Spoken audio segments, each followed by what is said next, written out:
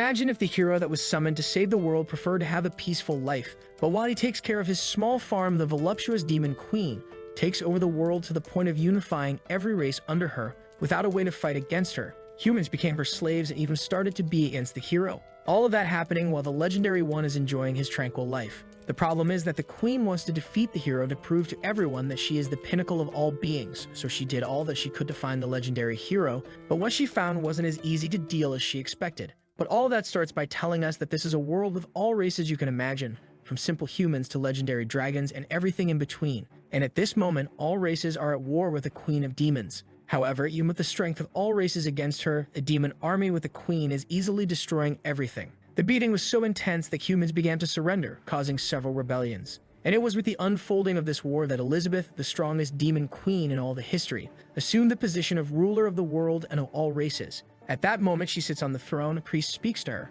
Elizabeth, do not think that you have won. In the future, our hero will come and will completely defeat you. One of her minions comes and kicks him in the head, telling him to respect the queen. This minion of hers is a human who was trained to be the hero, the savior of the prophecy, but he betrayed all of humanity. He takes on a demonic form and moves towards the priest to kill him. But suddenly, the queen tells him to stop and asks the priest, "What is this talk of a hero and a prophecy that ends in the queen's defeat? You filthy human, explain what this means. There are more than 1,000 worse ways than death to make you suffer." The priest explains that the prophecy tells that when a hero appears and removes the sword stuck in the ground, it will be the day when humanity will destroy the demon race and regain control of the earth. The sword is there in the central hall. If you want, go take a look. She goes there, stares at the sword, and thinks, so when the warrior pulls this out, I will die. Interesting. Let's see when that's going to happen. Then she prepares her entire army for the arrival of the so-called great hero. And a year passes, then 2 years pass, but then 3 years pass, 4 years, and there's no one left properly guarding the castle entrance.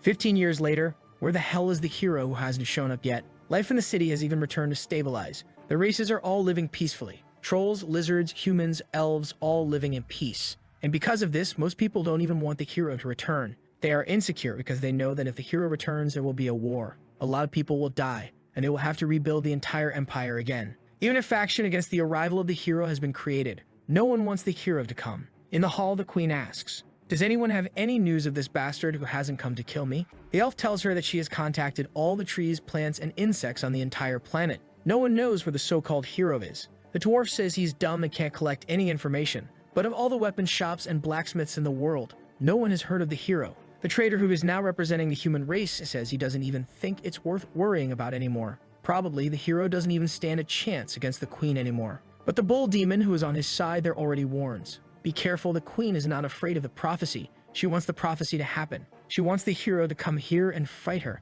Better not talk too much about it because she's been irritated for 15 years. The elf says, in fact, this prophecy is probably a farce, and this hero doesn't even exist. At that moment, that guy who had warned the queen that the hero was going to come and kill her enters with a sign from the Anti-Hero Arrival Association. The guy changed completely. Angry, the queen grabs him there with her hand of darkness and asks, "You didn't say there was going to be a hero of prophecy who was going to come and pull this damn sword here? Where is he?" The WoW #1 fan of her says that in fact she is so strong that the prophecy even failed to activate because humanity couldn't create a being as powerful as her. The queen's minion agrees with him. "That's true, my great queen. You don't even need to worry about this hero anymore. There's no chance for him." But he gets a thick tail slap in the face. The queen puts the priest on the wall and says, "Where is this damn hero? I've reached the top of the world, but I need to kill him. Otherwise, everyone will think I'm afraid of the prophecy. Where's this damn guy?" Shegan says she studied all the powers of this planet to learn the magic of the end of the world, just to face him. But where is he? At that moment, she stares at the sword and says,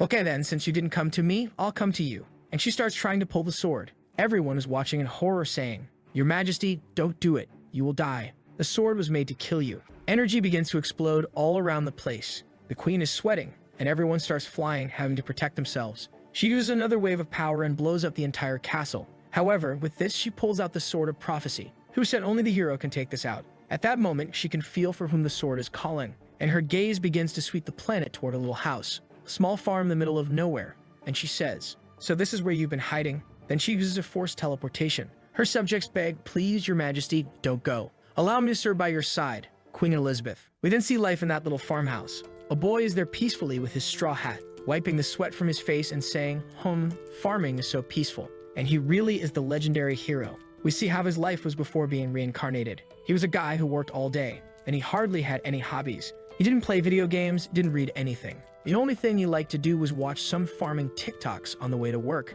and he always thought, man, if I could live a life like this, just farming and without worries, it would be so good. And then he was transported to this world. The beginner system taught him how to do basic survival things, like using some weapons, how to hunt, and he really liked it. This had always been the farmer's life he wanted, but then the system started warning him. Congratulations, hero, you have completed the beginner stage. You can now start your adventure. But he thought, why start the adventure? Well, it's so peaceful here on my farm, I'm not in the mood. The system explained. After you leave the beginner village, you will encounter many people in this world. You will learn many skills and magics.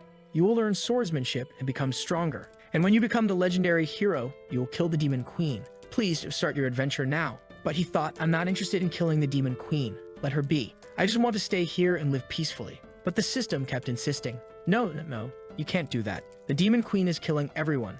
Please start the adventure. Start the adventure. Every day he was spamming this to the protagonist. But he soon realized that besides complaining, the system couldn't do anything else. So he decided to live there forever. Since there's the beginner village where the hero starts, it comes with a protective barrier to increase survival chances in the beginning. So the place is undetectable, and time there still flows differently to help the hero evolve more. The days are much longer. He can plant, hunt, forge, meditate, all in the same day. Sure, he still doesn't understand anything about swords and magic, but that's not important. He doesn't feel like leaving here anyway. He'll just stay here with his simple life, doing his farming, very peaceful. But then one day, the system got angry and started cursing at him, saying he was only exchanging points for farmer items. And that was a disgrace. It was a shame for the system. He was brought here to kill the demon queen. With that, the system collapsed and exploded. Since then, he never received a message again, and life became more peaceful than ever. He's there on another day of his collection, saying it's time to eat. He realizes he forgot his little axe out in the forest, so he'll have to go back. But at that moment, the skies began to darken and gather energy, and the protagonist thought, oh no, just now. On the other hand, the queen appeared in the sky saying, finally found the legendary hero of all prophecies. Our hero was running because he left some clothes on the clothes line with some fish. And if it rains, everything will get wet and ruin. While taking things off the clothes line, he feels relieved. Thank goodness I managed to get here in time. If it had rained, my fish would be wet, my clothes too. I wouldn't even have anything to wear tomorrow. At that moment, a mechanical dog beside him starts barking. Our protagonist tells him to go inside because it's going to rain, but the little dog nods, indicating for him to look up. Our hero thought, what's that thing up there, son? The queen, hearing this, gets irritated. What do you mean by calling me a thing? He realizes she's getting angry and apologizes. I wasn't seeing clearly. You're kind of far away. The queen decides to check if he's the hero and sends something in his direction. When it gets to his side, it's the sword that surrounded him and went straight to his hand. So it's confirmed, right? He's the hero. On the other hand, our hero is all scared. He doesn't even want this sword, telling her, take it back, I don't want this thing here. The queen, seeing that he doesn't even want the sword, starts getting irritated, thinking, is he hiding his true power? I, Elizabeth, the strongest demon queen in history, I will obliterate you. The protagonist is dying of fear and annoyed because the system had said it was impossible to find him there. The little dog keeps barking at the demon queen, and the protagonist finally understands. Following the logic of the prophecy, it was inevitable that one day they would meet, so there's not much more to say. He drops the sword and walks back home as if he's accepting his fate. I'm going to die anyway, so I'll die peacefully in this house here at least. I've never practiced anything. I have no sword skills. I have no magic, so I'll lie down in this bed and be blown up. However, from the queen's perspective, she interpreted everything differently, as if he had told her that he didn't even need to defend the house, that only his little dog was more than enough, and that she should come at him with everything she has. Obviously, she didn't like that. This cursed hero is arrogant. She immediately sends a bunch of meteors towards the house. However, the little dog starts calculating her power.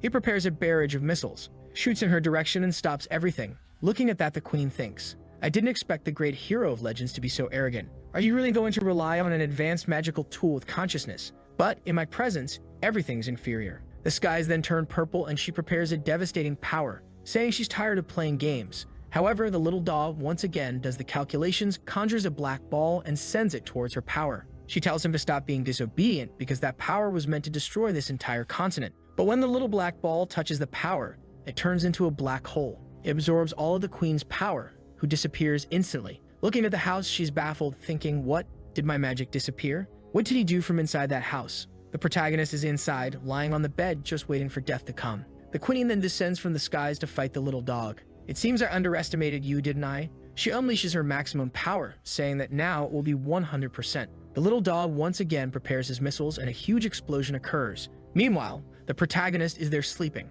After a while, he wakes up wondering, Am I dead already? Not dead yet. Huh.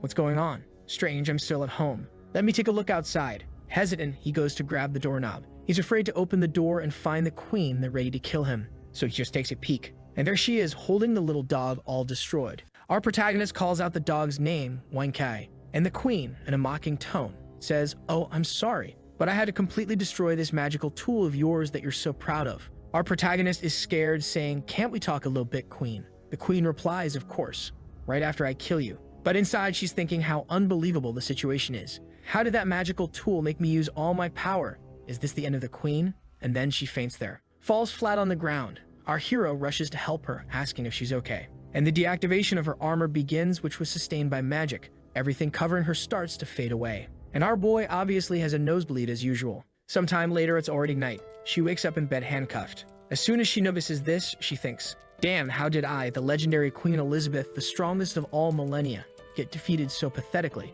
And the worst part, instead of taking the opportunity to kill me, he imprisoned me. All of this is just for him to show me his power." She tries to free herself but can't and thinks, "Damn it, another legendary level tool which I've never heard of. How much more power does this hero of legends hide from me?" She looks around seeing chess pieces, playing cards, and thinks, "I've never seen any of this around here. Apparently, this hero is much more treacherous than I imagined. I really underestimated him." At that moment, our hero enters the room with some snacks in hand. She looks and says, "All right if you want to kill me, but don't expect me to beg for mercy." But our protagonist is just thinking how annoying this queen is. She's too strong. This is my only way to survive. So he tells her, "Can't we talk? These handcuffs I put on you, it was just a precaution because I'm very afraid of you. You're formidable." The queen is a bit confused, thinking she's being underestimated. He says, "I think we had a misunderstanding. I'm going to take these handcuffs off you so we can talk peacefully, okay?" But from her perspective, she's interpreting what he said like this: "Sorry if you hadn't realized from the beginning the difference between us, believing that you were strong enough to challenge the hero, okay?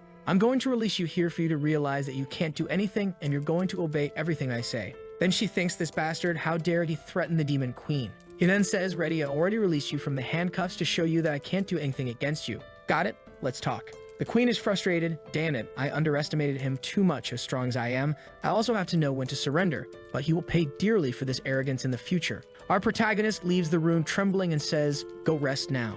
Our hero breaks the fourth wall and says to us, "You must be wondering, why didn't I kill the demon queen? But I've read in the books of this world, and it's extremely common for the demon queen to be revived immediately after dying. So if I kill her, she will come back. The only way to resolve this conflict here is by ending this conflict. There can no longer be a fight between the queen and the hero. As long as I'm not a threat to her, I'll be able to become her friend and we'll live happily ever after." The crazy hero is laughing like the Joker. The queen is just thinking, "Damn, he's still laughing in my face." The prona grabs the little dog there and says, "Hey buddy, or I'll be up, huh?" The queen, seeing that situation, says, "Oh, so this is your most powerful magical tool?" Our hero thinks it's not exactly a magical tool. It was just a little invention I made when I was kind of bored. And he responds to her, "Yeah, you could say that. It was one of the last things I developed." The queen lets out a little smile, planning, "Perfect, now's the time." He was careless. By taking off my handcuffs, he allowed me to use my secret abyss magic and instantly recover. And now, without the protection of your robot, the balance of this fight is completely in my favor. It's time to kill you. Ready for the attack, she said. "Sorry for breaking your things, great hero." But he replies, "Relax, it's okay. His memory card is still here."